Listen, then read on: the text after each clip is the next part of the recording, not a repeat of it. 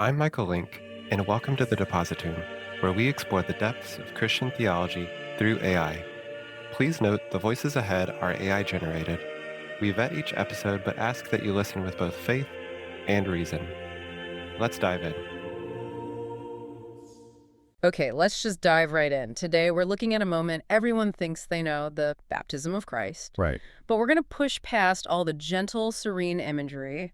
We're focused on what this event really kicks off. Which is immediate, non-negotiable spiritual combat. Exactly. And it all starts in, the grittiest location you can imagine. You have to picture this. John the Baptist is out in the desert. Right, plaid in camel's hair, eating locusts. Really rugged figure. And people are flocking to him at the Jordan River, which was not a clean place. It's dirty, it's gritty. And they're there confessing their sins. This is a baptism for sinners. And this is where it gets scandalous, really, because Jesus shows up. And wait a minute. He's innocence itself. Why would a sinless person get in line with a crowd of penitents for a ritual meant to wash away sin? That's the theological problem right there. It is, and it terrified John the Baptist. The text shows him trembling, trying to physically stop him, saying, I ought to be baptized by thee, and comest thou to me? He gets the absurdity of it instantly. So how do we make sense of this incredible act of condescension? Well, the early church fathers, their insights are often compiled in resources like the Haydock Commentary. They really wrestled with this, and they concluded that, Christ didn't need cleansing. Of course not. He was entering the water to sanction John's ministry, yes, but more than that. He was there to sanctify the water itself. It's like that analogy of a hot iron rod plunged into a cold pool. Exactly. His perfect, pure humanity infuses the water with a new power, the virtue of cleansing men from their sins. So he didn't come to get grace, he came to put it in. And to see the moment that power is switched on, we have to read the text.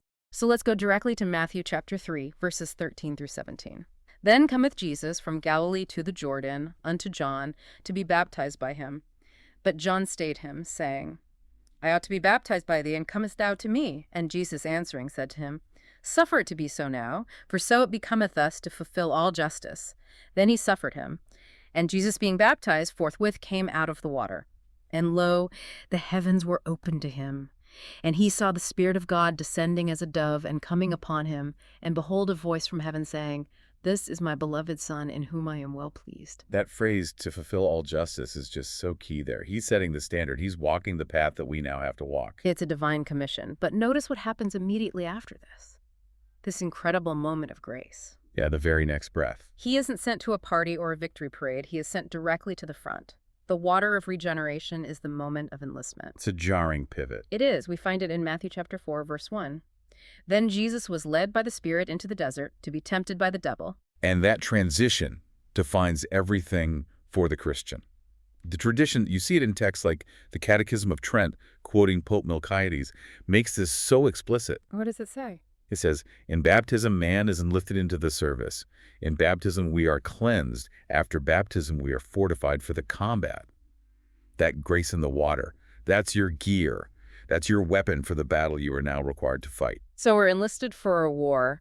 What kind of intensity are we talking about here? This sounds like more than just, trying to break a few bad habits. Oh, it's the highest level of conflict. It's an internal war. Right. That brings us to that really fierce verse, Matthew chapter 11, verse 12. The kingdom of heaven suffereth violence, and the violent bear it away.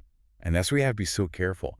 The Haydock Commentary is essential here because it clarifies this isn't violence against other people. Not at all. The violence is achieved, and this is a quote, by using violence upon ourselves, by mortification and penance, and resisting our perverse inclinations. It's a war inside the fortress of yourself. That's the entire battleground. So the takeaway seems bracingly clear. When you sign up for the grace in that water, you are signing up for the fight. Baptism isn't just a promise of forgiveness. No, it's your enlistment. It's the moment you're equipped with what you need to wage that war against your own self-destructive inclinations. If the moment of cleansing is the moment of enlistment, what does that leave us with to think about? Well, consider this. If baptism is our enlistment, then maybe the peace we're all looking for isn't found in avoiding conflict. Maybe true, lasting peace is only found on the other side of victory, after you've finally conquered the enemies inside the fortress of your own soul.